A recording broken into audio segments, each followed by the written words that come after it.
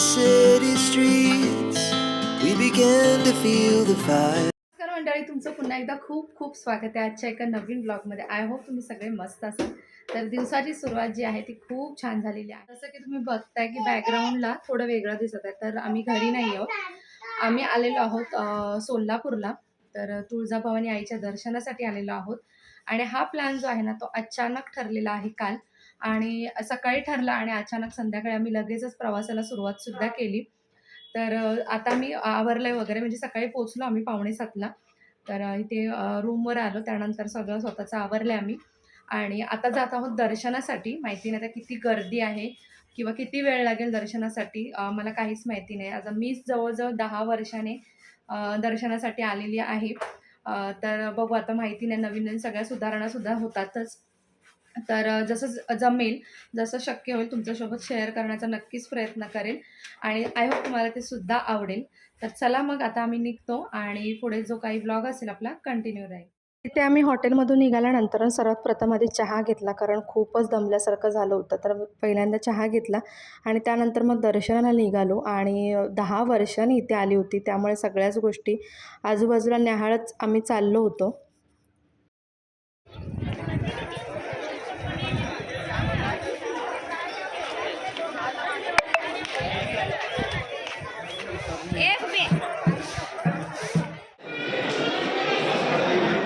तर फायनली आम्ही ना मंदिराजवळ येऊन पोहोचलो आणि प्रचंड गर्दी होती मंदिरामध्ये. बाहेरूनच दिसत होतं की किती गर्दी आहे. आणि इथे मी ओटी घेत होती, कारण आमचं अचानक निघणं झालं होतं ना, त्यामुळे येताना ओटीचं सामान किंवा ओटी वगैरे मी काहीच आणलं नव्हतं. तर इथेच मी घेत होती आणि 10 वर्षानंतर आली होती, त्यामुळे ना सगळं व्यवस्थित असं मला ओटी घ्यायची होती, कारण पुन्हा कधी बोलावणं होईल आईचं माहिती नाही. येण्यासाठीच 10 वर्ष लागली मला पुन्हा. त्यामुळे म्हटलं चला काय घ्यायचं. मग फायनली ते विचार केला मी की ॲक्च्युली मला नऊवारी साडी घ्यायची होती, पण जशी नऊवारी साडी पाहिजे होती तशी व्यवस्थित अशी नव्हती. त्यामुळे मग मी 6वारी साडीची ओटी घेतली. आणि इथे ओटी गेल्यानंतर मग आम्ही निघालो मंदिराजवळ जायला. आणि गर्दी इतकी होती ना की काय विचारू नका, कारण सुट्ट्यांचे दिवस होते. दिवाळीच्या सुट्ट्या चालू होत्या मुलांना आणि सगळ्यांनाच या सीझनमध्ये मोस्टली लोकांना सगळे देवदर्शन असू दे किंवा पिकनिक फिरणं वगैरे या सगळ्या गोष्टी करत असतात, कारण या वेळेचं ना वातावरण फार छान असतं. हवामान वगैरे खूप सुंदर असतं, त्यामुळे ना फिरायलासुद्धा एक चांगलं वातावरण असल्यामुळे लोक जास्त बाहेर पडतात या सीझनला. तर इथे ओटी होती ना, ते जे दादा होते ते पिशवीत देत होते. तर त्यांना म्हटलं पिशवीत नका देऊ, मला कॅरेटमध्ये द्या.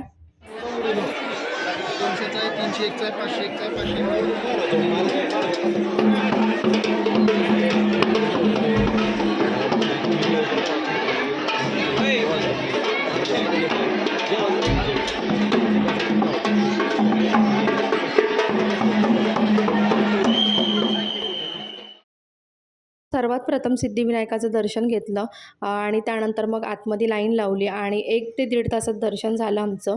आणि त्यानंतर मग इथे बाहेर येऊन थोडा वेळ बसलो होतो आम्ही. तर आतमध्ये कॅमेरा वगैरे किंवा मग फोन वगैरे अलाव नाही आहे, शूट करायला अलाव नाही. त्यामुळे म्हटलं चला स्क्रीनवर तरी तुम्हाला देवीचं दर्शन करावं, यासाठी इथे मग थोडंसं मी शूट केलं. आणि ते तुम्ही बघू शकता आजूबाजूला प्रचंड गर्दी आहे आणि इमॅजिन नाही करू शकत इतकी गर्दी होती, कारण चालायलासुद्धा जागा नव्हती. परिसर जो होता मंदिराचा तो कचकचून भरला होता आजूबाजूचा, अगदी म्हणजे भयंकर गर्दी होती.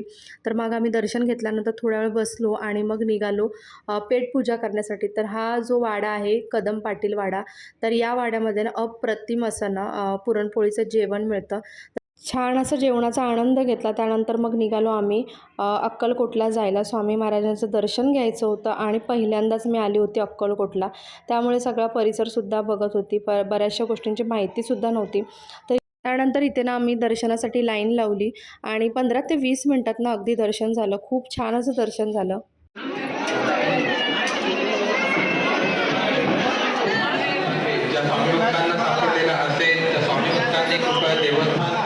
वटवृक्ष मंदिरामध्ये ना स्वामी महाराजांचं छान असं दर्शनसुद्धा झालं आणि इथे ना नामस्मरण करण्यासाठी बसायला थोडीशी जागासुद्धा होती. तर तिथेसुद्धा आम्ही थोड्या वेळ बसलो, नामस्मरण केलं, सगळं आजूबाजूचा परिसर पाहत होतो कसं काय आहे. कारण पहिल्यांदा आली होती मी स्वामींच्या दर्शनासाठी आणि 2 वर्ष मी प्रयत्न करत होती येण्याचा आणि 2 वर्षानंतर स्वामी महाराजांनी मला दर्शनासाठी बोलवलं होतं. छान असं मंदिरामध्ये आमचं दर्शन झालं. त्यानंतर मग बाहेर निघालो आणि मला इथे ना चरित्र घ्यायचं होतं. पण जसं मला हवं होतं ना मराठीमध्ये, तसं मला चरित्र इथे शोधता आलं नाही ॲक्च्युली. कारण वेळ पण कमी होता आणि आम्हाला पुढे निघायचं होतं. तर 1-2 स्टॉल जे होते तिथे मी सर्च केलं, पण मला तिथे काही दिसलं नाही. आणि मग इथे छोटीशी ना स्वामी महाराजांच्या नावाची पाटी घेऊन मग आम्ही पुढच्या प्रवासाला निघालो. आम्ही मग निघालो समाधी मठाचं दर्शन घेण्यासाठी. सोळप्पा महाराजांचा वाडा जो आहे तिथे समाधी मठ आहे. सो तिथे दर्शन घेण्यासाठी निघालो आणि खूप छान दर्शन झालं. अजिबात गर्दी नव्हती. खूप मस्त असं दर्शन झालं आणि ते भजनसुद्धा चालू होतं. तर ते सुद्धा आम्ही पाहत होतो. आई भवानी तुझ्या कृपेने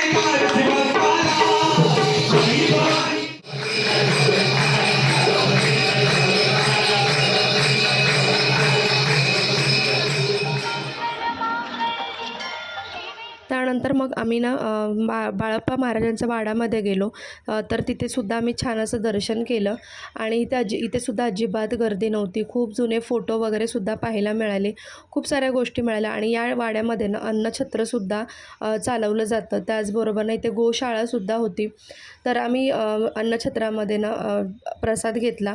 त्यानंतर मग ना इथे आम्ही गोशाळा जिथे होती तिथे लवलोला गोशाळा दाखवत होतो आणि तो हम्मा करून सगळं बघतसुद्धा होता आणि इथे अजिबात गर्दी नसल्यामुळे ना सगळ्या गोष्टींना व्यवस्थित अशा ना बघता आल्या, मला पाहता आल्या की काय काय आहे. आणि इथे खूप साऱ्या गोष्टी, जुन्या गोष्टी ज्या आहेत ना तर त्या अनुभवायला मिळाल्या आणि समजायलासुद्धा मिळाल्या. कारण बऱ्याचशा गोष्टी आपल्याला ना कळत नसतात. आपण ज्या ठिकाणी जातो त्याचं पार्श्वभूमी जी असते किंवा इतिहास जो असतो तो आपल्याला बराचसा माहिती नसतो. तर मी ते सगळ्या गोष्टींना निरखून अगदी बघत होती.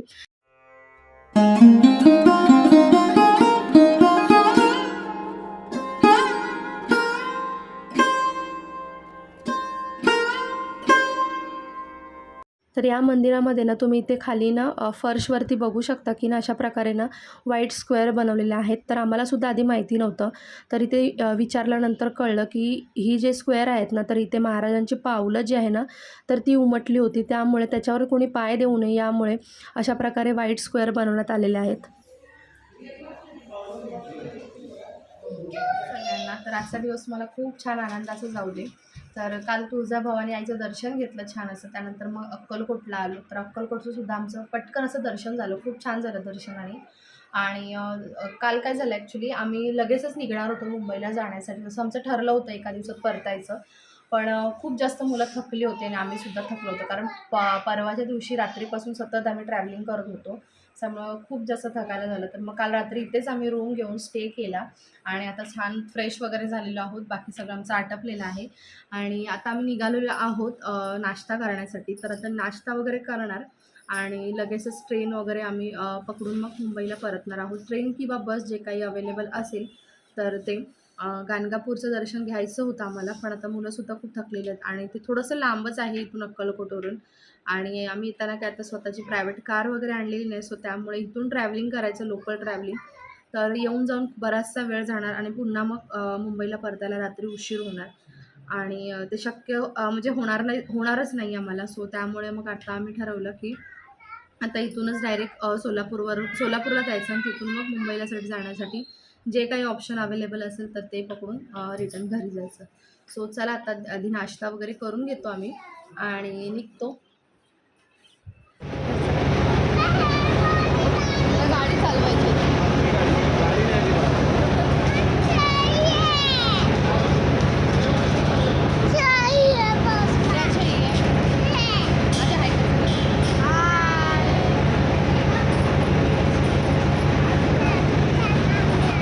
अशा प्रकारे ना आमचा परतीचा प्रवास जो होता तो स्टार्ट झाला होता. तर सोलापूरवरून आम्ही ट्रेन पकडली होती आणि जवळजवळ आम्ही पुण्याच्या जवळ इथे पोचलो होतो.